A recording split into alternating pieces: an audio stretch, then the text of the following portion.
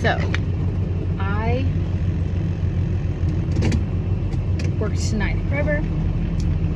I did end up taking everything out of my locker and pulling my locker stuff. I don't know. I know that I'm not scheduled next week because the schedules are a week ahead. So she actually does the schedule on Monday.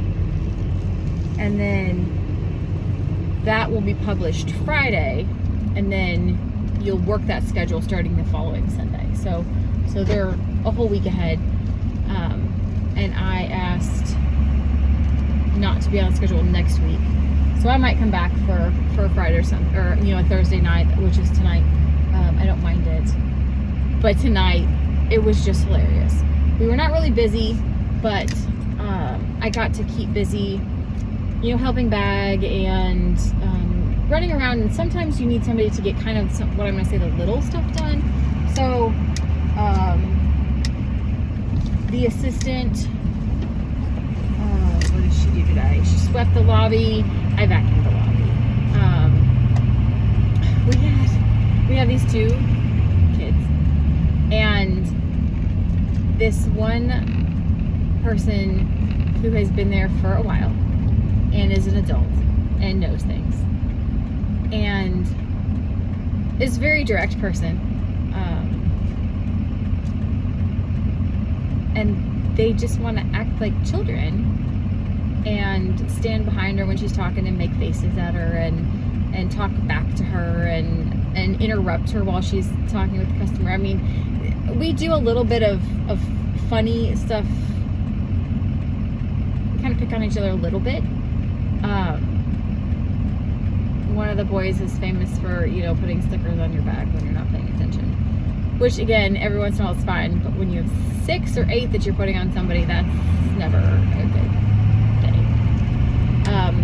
But I just think that these kids, one, are kids, and two, you don't know when to quit yet. But tonight, oh my gosh, tonight we had a customer come in and said that he bought some tri-tip, he said yesterday and the day before, and it was on the smoker today, and I don't know if it was if he cut, I know he cut into it after the fact, but anyway, he said it was leaking some stuff, and then he said when he went to slice it, and then he's like, there was a big pocket in it.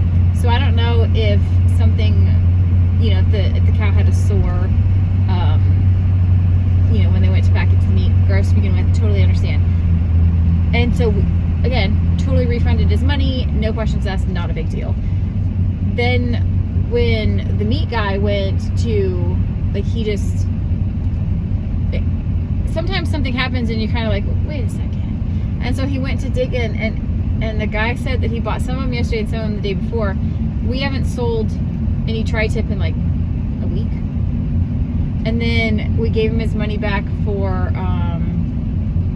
some spices that he put on it. He's like, I used 3 containers, which I'm not sure that you wouldn't use 3 containers on 3, but they were not big. I mean, the tri-tip is like that big. It's not huge by any means. And you surely wouldn't dump. Anyway, one of the spices that he brought back was full and sealed. So we took that one back and put it on the shelf and gave him credit for the other 2. But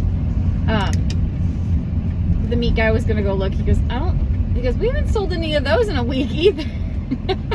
So I don't know. I don't know if the dude just got his days mixed up. I don't know how that works. Whatever. Dude got his money back.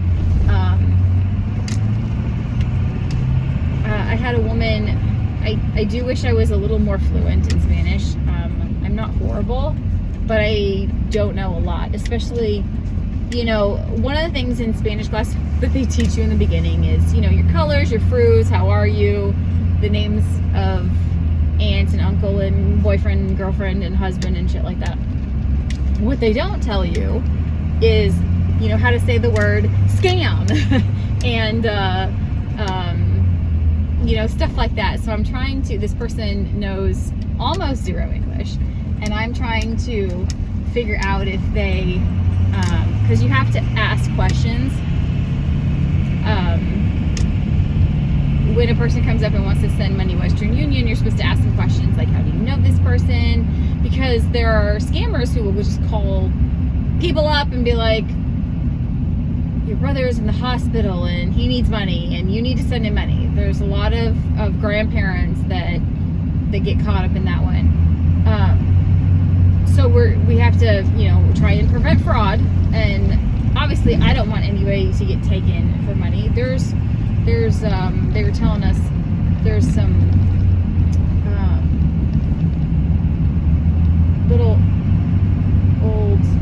some older gentlemen that were giving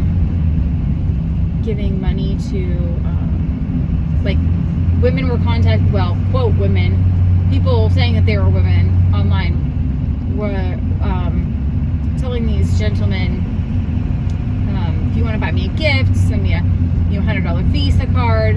And so then these gentlemen were buying cards, sorry, somebody had a skunk, or buying cards and sending them to these women, thinking that they're, talking to somebody, and helping them out and giving them money, and it could just end up being, not real, not a woman, I don't know, some dude in Bangladesh, who knows. But yeah, otherwise it was kind of uneventful. The younger kid, oh goodness, the younger kid, I don't know, I would never talk back to a manager. Not like that. Anyway, and the manager's like, well, just come in here and let's talk about this for a minute. And he's like, no, I don't have to do that. And he's like, well, yeah, let's just go talk about this for a minute. And he's like, no, I'm union and I can say I don't want to be in there without a representation, which that is truth. But I'm trying to think if the manager was the union rep, because there's like every store has 2 or 3 union liaisons. I don't know.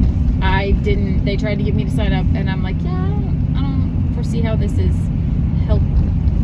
would be helpful to me. So I'm not going to give you my money. So we didn't do that. Other than that, it's kind of the day. It was one of those like busy, not busies. I don't even know how to explain it. And then all of a sudden I look up and it's 8:45. I haven't started shutting down. I was helping another person send money, and again, not a good English speaker, and so I was trying to, so I asked, how do you know this person? Oh, it's a friend. Okay. I don't know, that the one girl, yeah, so she would have me, the other one, she would have me, she wanted to pull money off her card, and she would have me talk to this guy on the phone. And that happens sometimes, that, you would get somebody that wants to translate, like my daughter's on the phone talking. But then I asked her, I said, is this your brother? Is this family? She's like, oh yeah, family. And so then I said, oh, okay. And then when I was talking to him on the phone, he kept saying, can I talk to the woman again? I'm like, okay, this is weird. Why are you calling her the woman? You didn't say, let me talk to my sister. So, I don't know. I'm just like praying and hoping that she's not giving that money to somebody who shouldn't have it. On a side note, I'm going to talk about, I don't know, I must have the mom face. And I understand it's one of those things that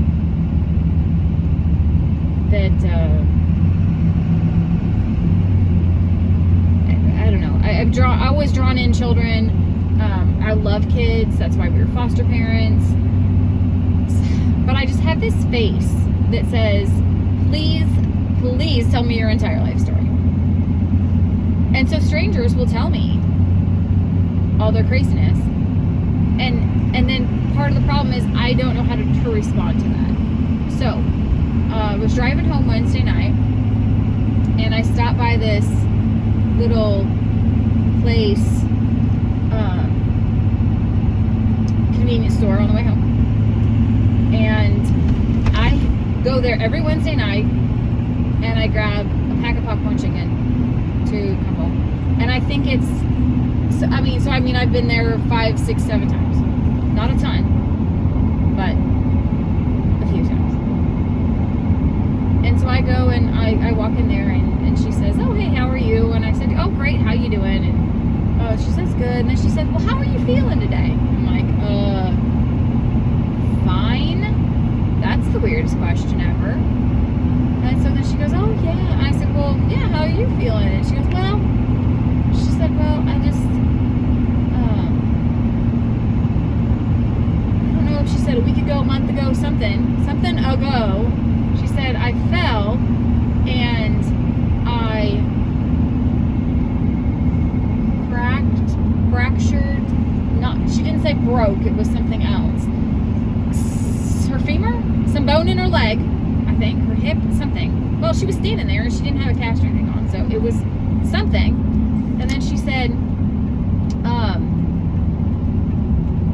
that since she did that, then she had to go to the doctor, and then in them looking at her bone, they found that she has bone marrow cancer.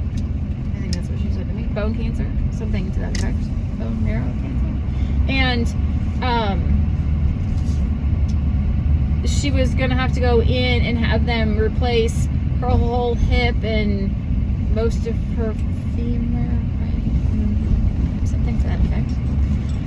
Look, I don't even know her name because I don't think she was wearing a name tag. And